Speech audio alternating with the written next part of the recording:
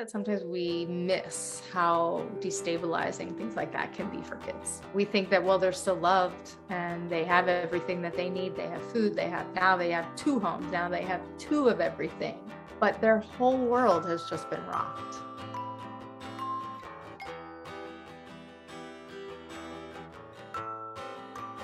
I keep calling them little ones. This is not a little one. This is actually a 15-year-old whose parents are going through a divorce. And what can we expect in behavior? So if any of you have had marriages or partnerships that have broken up and your kids, that you notice that their behavior becomes worse, that they become really resistant to rules, limitations, challenges. Let's think about this for a minute. If somebody came in and said, you know what, Lori, we need to split up the house here. So you're going to have to actually spend 3 days at this new house.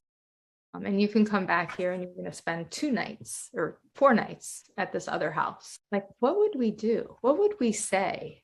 If someone came up to you and just decided that and they told you that, and you'd be like, no, that's not actually what's going to happen. It's my house. I own this house. I'm going to stay here. But what if you had no choice in the matter? Think about what that would be like. Really destabilizing, right? I don't know. When I think about if someone just told me that would feel very unsettling, extremely scary. What do you mean? I would feel out of control. Because here I am, because we're an adult, we think that we have control of this. So that actually would not happen to us. Like no one's going to come in and tell you that you have to now go spend a couple of nights a week at this other home with your family, but just part of your family. Shifting between 2 different homes where they may have to play 2 different roles depending on their relationship with each parent. So when they leave one home and come back into another, suddenly like, oh, I have to be this other person that this parent approves of, or this other, and I'm not saying that you guys are putting that on them, but everybody's relationships are different. They may have to go back and forth between homes that are completely different. And so that really makes it difficult for them to shift. I think that sometimes we miss how destabilizing things like that can be for kids. And we don't recognize that. We think that, well, they're still loved and they have everything that they need. They have food, they have 2 homes, now they have 2 of everything. But their whole world has just been rocked.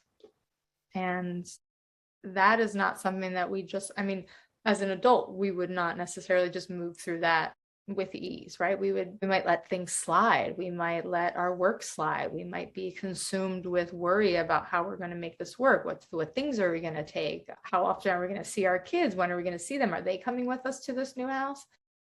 So that's what's going through a child's mind. It's not just that, parents are breaking up and then I'm maybe going to dad's house or mom's house or mom and mom's house, or dad and dad's house.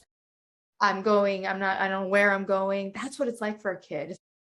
It's so traumatizing, even in the best of circumstances. So expect behavior to regress, be inconsistent, fear behaviors like lying, stealing, that can definitely happen. And they are saying they're stress behaviors. And this is not the place for firm discipline. This is the place for it. Seems like you're really worried or scared, recognizing, maybe not going in and telling our 15-year-olds, like in this case, that, oh, I know you're really scared or worried. You don't want to necessarily tell them how they feel, but going in and saying, I think this is really hard on me. So I know that this is really difficult for you. Keeping that connection is going to be the most influential way for you to shift their behavior into the positive.